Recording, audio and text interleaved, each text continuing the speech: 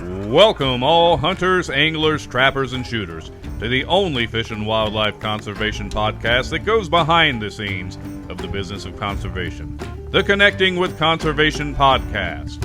Our podcast is hosted by John Gassett from the Wildlife Management Institute and Jim Cucaruto of the Outdoor Stewards of Conservation Foundation.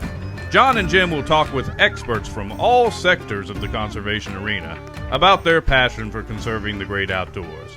So please welcome our hosts of the Connecting with Conservation podcast, John and Jim.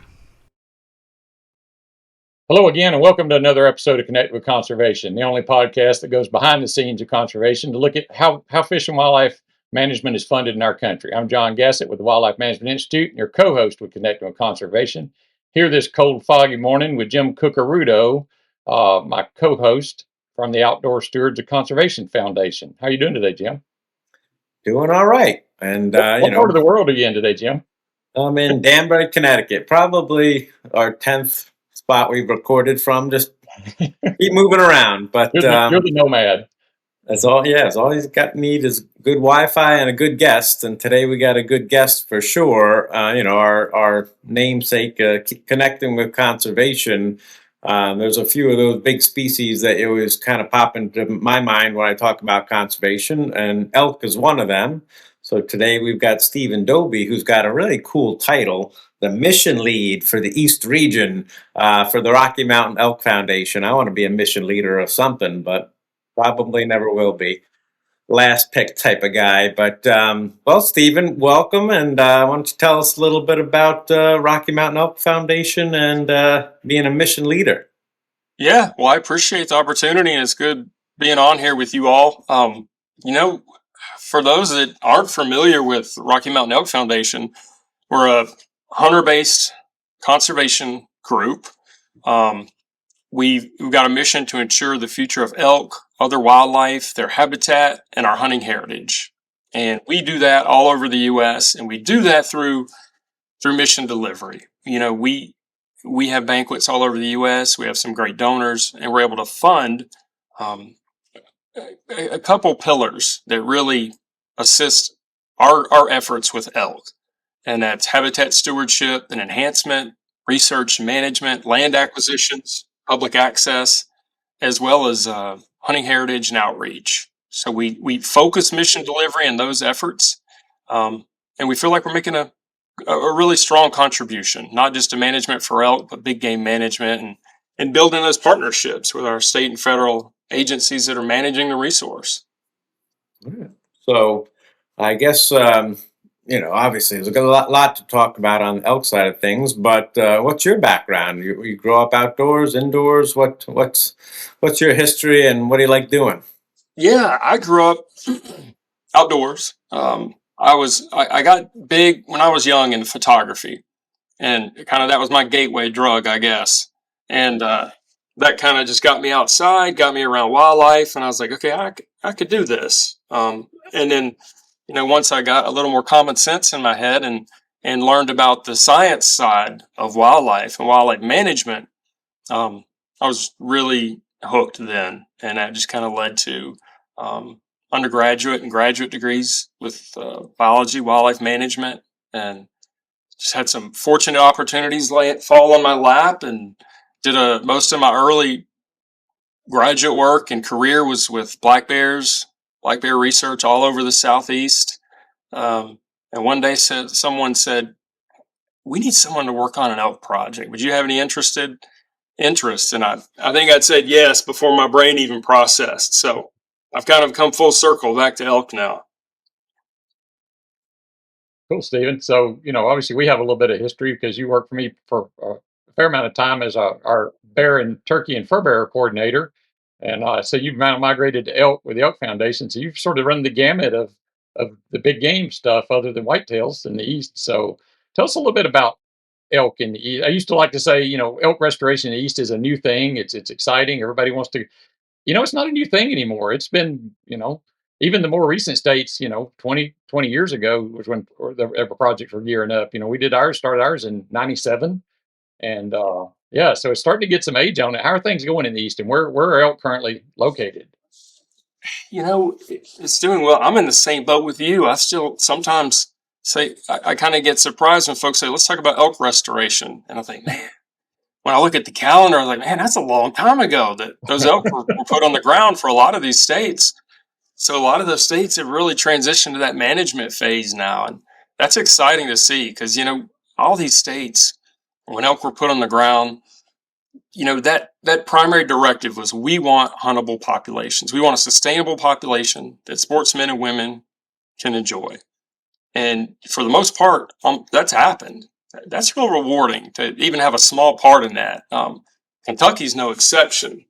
My goodness, as far as hunting opportunity goes. But, the East region for us is essentially the Mississippi River to the east. So we're talking about elk states, Minnesota, Michigan, Wisconsin, Pennsylvania, and then these 5 Appalachian states around Kentucky, Tennessee, Virginia, North Carolina, West Virginia, as well as Arkansas, Missouri. I kind of claim those. They're more east than west, in my opinion. But the timelines are different. When I sit back and look at it, John, I'm sure you appreciate this. Kind of one of the greatest rewards of seeing this kind of evolve as a whole in the East is to be able to see Kentucky restore its herd and then pay that forward and then use those elk from the ground to restore elk herds in other states. That's something most people never get to be a part of and see that happen, let alone, they would go hunt elk at the end of the day. That's pretty darn exciting. Yeah, I've sort of always grouped them into sort of 3 categories. The old school Eastern elk states, Wisconsin, Michigan, Minnesota, and Pennsylvania was one you missed a while ago. That's the one. Which is had My elk count was my count was off. I knew I was missing something. But they had elk for more better part of a century, and then there's the ones who like Kentucky, North Carolina, and Arkansas, which actually went out west and brought elk to the east. And then you have the third level, which are sort of the Virginias and North Carolinas and Tennessees that took elk from those eastern populations and moved them, just across borders. So it's sort of 3 phase there. But historically, I mean, how long have elk been? I mean, we lost the eastern elk, subspecies, more than a century ago to market, overharvest by market hunters for meat before there were any Fish and Wildlife agencies or game laws. We're restoring them with Rocky Mountain elk for the most part, which are another subspecies, but act very similar. But kind of give us the historical perspective, chronology of which states, did what when. It's kind of across the board to some degree. Like you mentioned, some of those northern states historically have been more engaged with those restoration efforts, with the exception of Wisconsin. That was more recent. But Michigan, they had, I think it was the early 1900s, around 1918, they released a small group of elk, like a handful. And it's hard to believe that, what effort would go into that, releasing 7 when, you were at the helm and were putting over 1,500 animals on the ground in Kentucky. But we've seen, that kind of wave of the elk would flourish, they would decline in a lot of those states. And I think you hit on something real critical, is that people often want to jump on over harvest. And people forget that was pre-wildlife management days. That science didn't exist, and those people were just trying to survive on a new landscape, honestly, in some of those areas. Pennsylvania had elk, like a lot of the East, extirpated, around decades around the Civil War. But they had elk brought in the early 1900s from Yellowstone. Those numbers are doing well. They've fluctuated considerably. Minnesota's interesting. Of course, they share that border with Canada, and they've had that transitional herd that kind of will go back and forth. But they do have resident herd within that, kind of a little south of the border.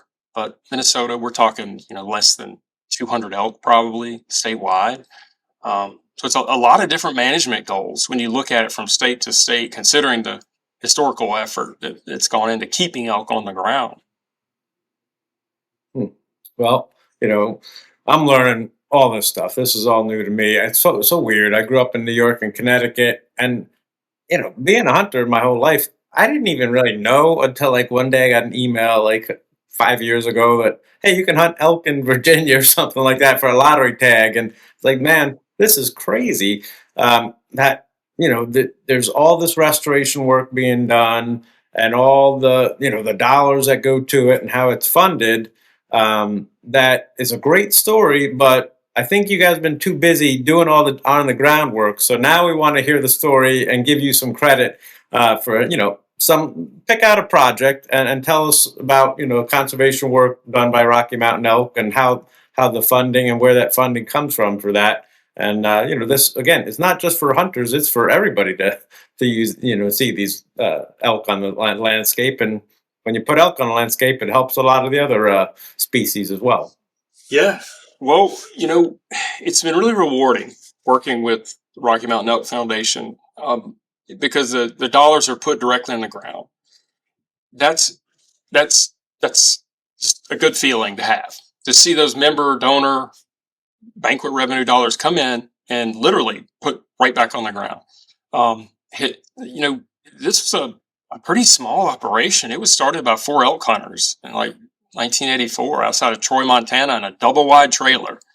And here, look at us now. We got over 200,000 members. And currently, if we look at our statistics, RMEF and our partners have helped conserve over 9.1 million acres of habitat for elk and other wildlife. And our goal now, we're looking forward. We want to hit over 10 million acres by 2030. So that's a goal of 1 square mile a day. That's rewarding to see. And it shows a strong commitment from our base, and that being hunters. And, I preach this, whether I'm doing an interview with a magazine or PBS, just to install that mindset that hunters are the single greatest financial contributor to wildlife management that we have. And the dollars we raise are a tremendous accomplishment for us. But when we can match that with PR dollars within these respective states, that's where you really see impactful work done. One of the projects, when I think of projects, I think, one of my favorite in my 10 years with RMEF has been just a 9-acre acquisition that we donated to the Daniel Boone National Forest. It wasn't a lot of land, but there happened to be a private road that transects this little 9 acres that could have absolutely locked up public access to that side of that portion of the forest, and elk were there. But we secured that acquisition, and that access is permanent now, and that's going to benefit long term. The polar end of the spectrum, and this, it's 2 years ago now, December of 2023, RMEF partnered with the Nature Conservancy, Kentucky Fish and Wildlife, National Fish and Wildlife Foundation, as well as a Kentucky General Assembly, and we funded approximately 55,000 acre conservation easement in Kentucky's elk zone. Man, I still get chills thinking about that because because I look back in my emails and realize my first email came 5 years before it closed. So it just demonstrates the time it takes committed to, these large scale projects.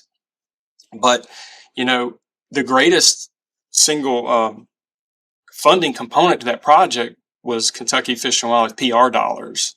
They didn't have to do that. That was a commitment by that agency that said, this is a historical impact for sportsmen and women, and the benefits to wildlife, of course, but I'm a little biased. I like the public access angle.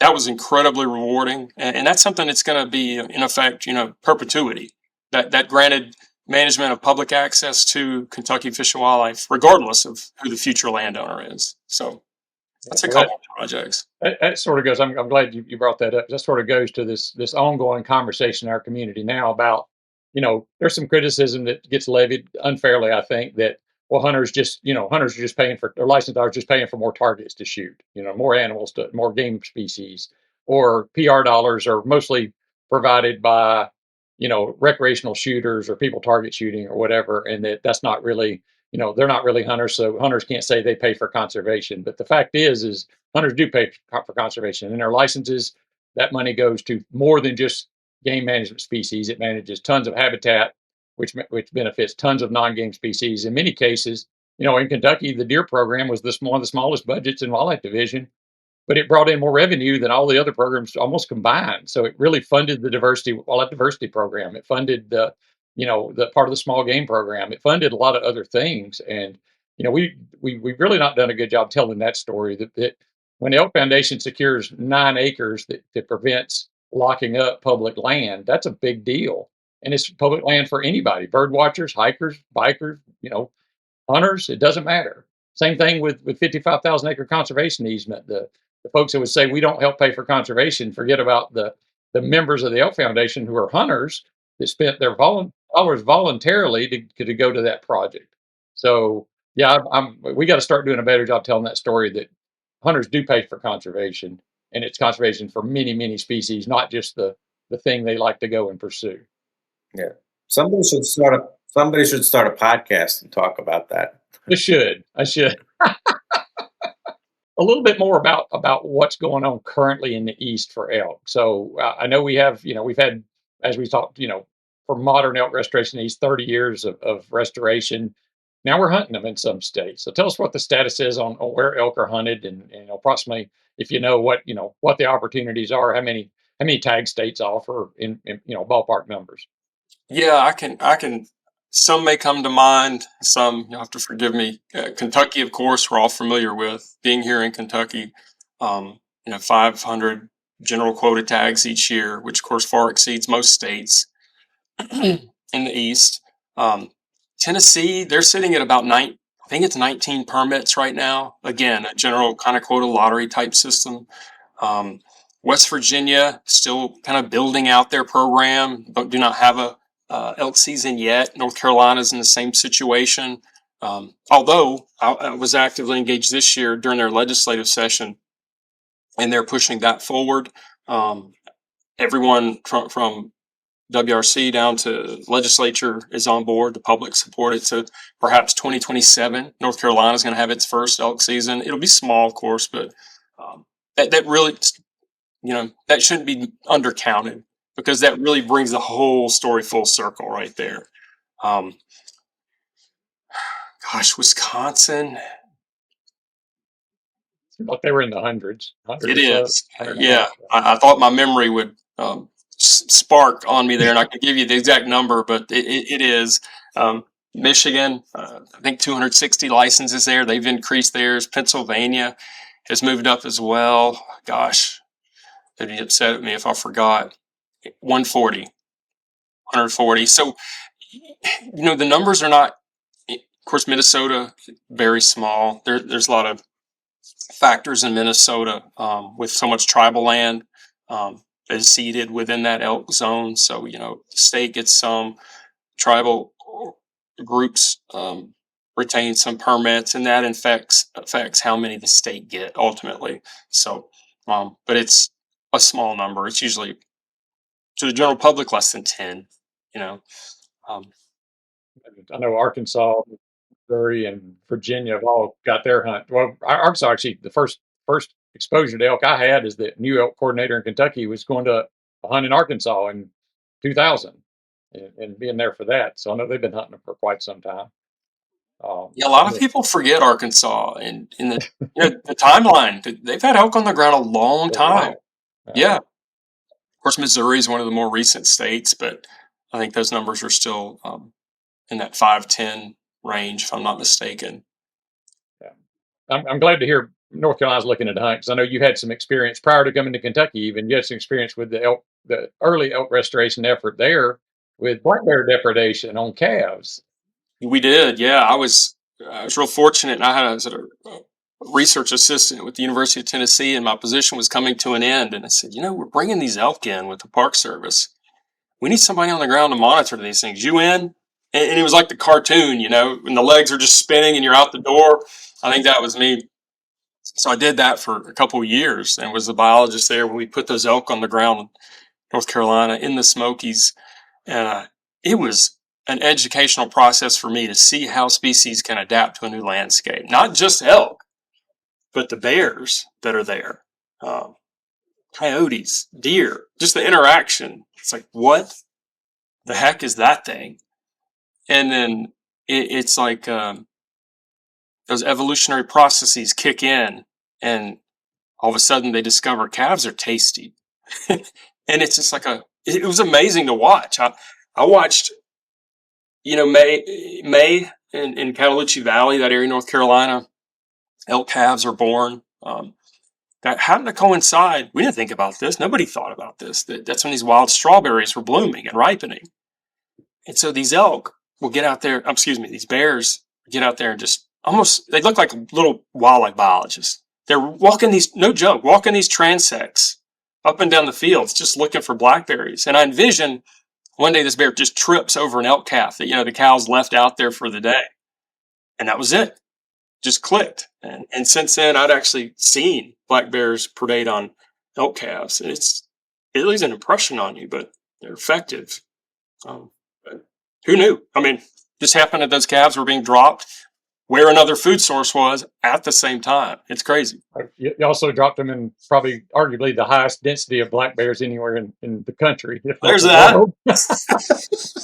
There's tons of bears in that area. So yeah, then that could have played some part in it. To the extent that some bears, in those infancy years of that project, bears were actually trapped and moved out of the park, out of that portion of the park, to kind of give those calves a window. We knew those bears would come back, but if you give them a month, a couple weeks even, they're going to get their legs under them. But it was interesting. Man, it sounds like a huge success story, at least a dozen states, if not more, on the east that you're managing. And again, that funding source just keeps recycling back into it. When you mention Virginia or Tennessee has an auction for the opportunity to win a tag, it's millions and millions of dollars from people that want to try to hunt one of them, that goes right back into it. And that money then, the state uses to partner with Rocky Mountain Elk and just put more elk on the ground, do more habitat work. And it's so important to just say that, it just keeps boiling down, pointing right back to hunters that, are primary funders of conservation. So, but, and I know, even when they're, aging out and done hunting, they still want to give their money to Rocky Mountain Elk to have those guys do it for us. I mean, we've all been to the banquets for whether Rocky Mountain Elk or Ducks Unlimited or National Wild Turkey, and again, millions more dollars, that, is not recorded anywhere in hunting license or in excise tax dollars. We like to say $3.6 billion from hunters, anglers, trappers, and shooters, $10 million a day. But we talked about this with another guest from Beretta about all those banquets that we got to put a number on as well, because there's a lot of money generated that way as well. Yeah, and we have elk in our title. Let's face it, we're the Elk Foundation. It's very elk centric, but we've undergone a lot of strategic planning heavily in the last 2-3 years. Of course, we do this regularly, but we and our partners have come to really appreciate, and you hit on this earlier, that the impact from our mission delivery, elk may be the catalyst, but the impact, it far exceeds elk. And what we've learned to appreciate is the real impact it's having for all big game.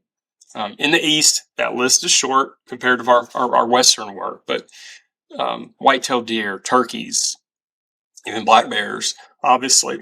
A big focus for us is maintaining open forest, early seral forest. Those habitat components that in the East are largely limited in so much of this area, but provide a crucial source of forage and quality food for those big game species as a whole. And of course, private landowners are a huge part of the puzzle, because it's a whole different ballgame here than we're talking about Western elk range. In most of these states, are 90% private forests. Those lands are going to have to be a part of the story, looking long term as far as management. When we're managing a public resource for all, but the public access component is limited. It's a challenge. Yeah, that is a huge challenge. I remember being involved with it when literally it was, the West had issues like winter kill and migration corridors and wolves and grizzly bears and all the things out there that eat elk and And some states have feed grounds for elk to try to keep them healthy through the winter and all. And in the east, it's all about our main predator at the time was microscopic. It's a brainworm. So we don't have wolves and grizzly bears, but we have a brainworm that kills about the same number of elk as bears and wolves do in the west. Our elk don't migrate because they don't have the winter forces here, but so they get good groceries year round. But but it's a patchwork of very small. And in Kentucky, the average farm size is 88 acres, and that's factoring in all the big thousands of acre farms in the west. So it's really in the east, really small where the elk are, and trying to manage elk on a landscape when the average parcel size is probably 20 acres or less. That's challenging. Absolutely. I mean, even our national forest, the Daniel Boone, which you talked about earlier, unlike national forests in the West, which are these huge blocks of public land, ours looks like somebody patterned their turkey gun. It's all these little spots of of public land surrounded by private land. So even getting to places is very difficult. Yeah, very few straight lines on that map. There's no blocks. Yeah. So that I was going to say, we know historically, and we'll put a map up to this effect, but historically elk occurred pretty much everywhere in the east except the peninsular Florida and maybe some of the lower coastal plains of the southeast. But pretty much everywhere from the Piedmont north up to up to Maine and throughout the Midwest they were there. And we started this, and we were one of the few states in the east that started first. But there's now basically elk in the entire Appalachians at some point, from Pennsylvania all the way down to North Carolina. Try driving or walking that. It's basically the Appalachian Trail length, and then 4 or 5 big states in the Midwest, 3 or 4 central southeastern. We pretty much have put elk in most of the states in the east where it's feasible. Are there any things on the horizon? Are the other states looking at opportunities? There's some that it's involved. 1 or 2 states that have explored the idea of intrastate elk movements, kind of to bolster some populations. Minnesota's had those discussions. There's been some talk, some degree in Michigan, but again, that's just a product of we got elk doing really well in some areas, and kind of what Kentucky has seen historically. But we got this great habitat over here, at least good habitat, but elk just aren't getting there. So maybe just give them a little push. And as far as interstate movements, no, that's kind of, you hit on it. Our biggest challenge in the East these days seems to be disease, at least when it comes to restoring elk now. And CWD is certainly something that, until there's a robust live test, I think most agencies are to some degree hesitant. And of course, at RMEF, we're going to support AFWA's BMPs with respect to intrastate movement of cervids. So it doesn't leave a lot of options. Well, even in the early 2000s, when I came on it in Kentucky, the plan was 200 a year for 9 years, so 1,800 total, and we could see CWD on the horizon. I was like, well, let's accelerate this. Let's find a source, and we did with mainly our source in Utah, but a number of other western states as well, and we brought 1,500 in basically 3 years, 3 or 4 years. So because we knew at some point CWD was going to shut elk movement down.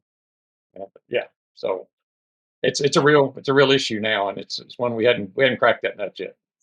Yeah, it's a challenge. You hit this kind of collective Appalachian region. If the habitat has suitable quality, to the extent those herds can grow, elk walk a lot.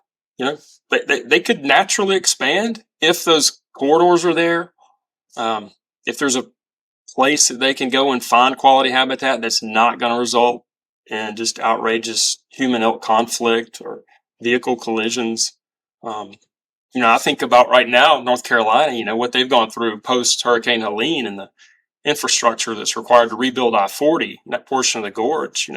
Depending on how that goes, RMEF's partnering now with a coalition to kind of try to promote legislative interests and wildlife friendly crossings there. Because if not, that could be a high wall just separating the park side from the Forest Service side. And the impacts to elk would be obviously, but also bears, deer, elk, anything else that doesn't fly, they're going to stay on the north side of 40 and the south side, period.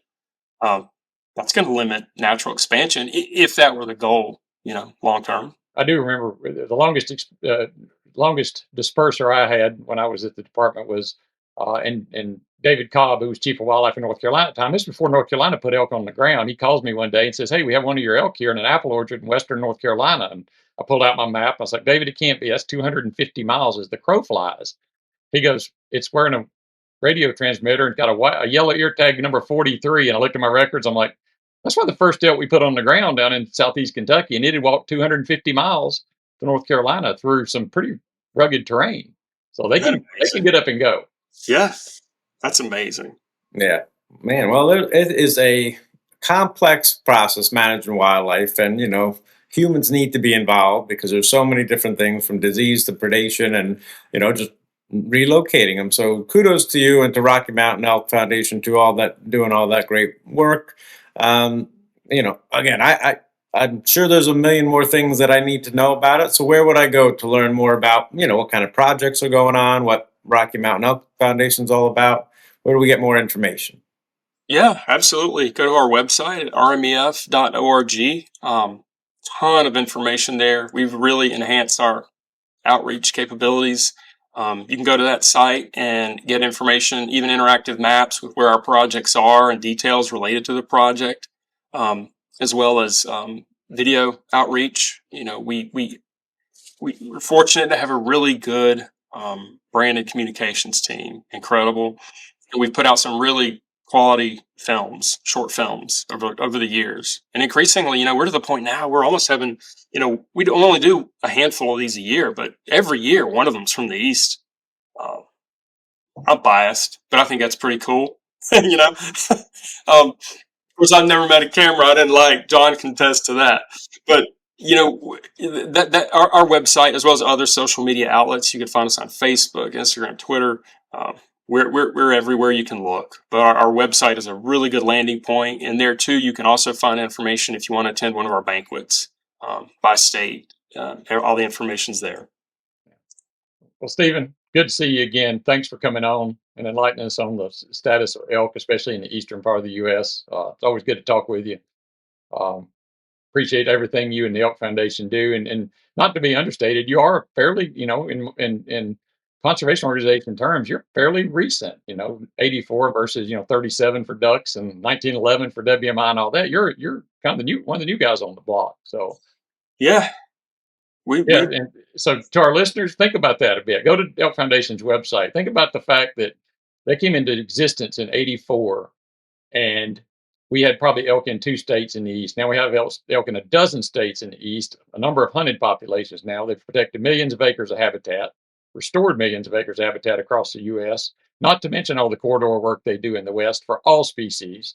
So when folks tell you hunters don't really pay for conservation, we got evidence to prove otherwise. So thanks for listening. Thanks for subscribing to our podcast. Please subscribe if you haven't yet. That helps us, and it'll help you know when the next one's going to drop. Give us a like or a thumbs up while you're there, and we'll see you in the woods or on the water. Thank you.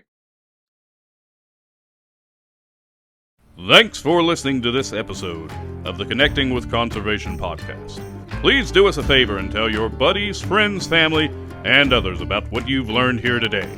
If you like what you heard, come on back anytime and listen to another episode of the Connecting with Conservation podcast.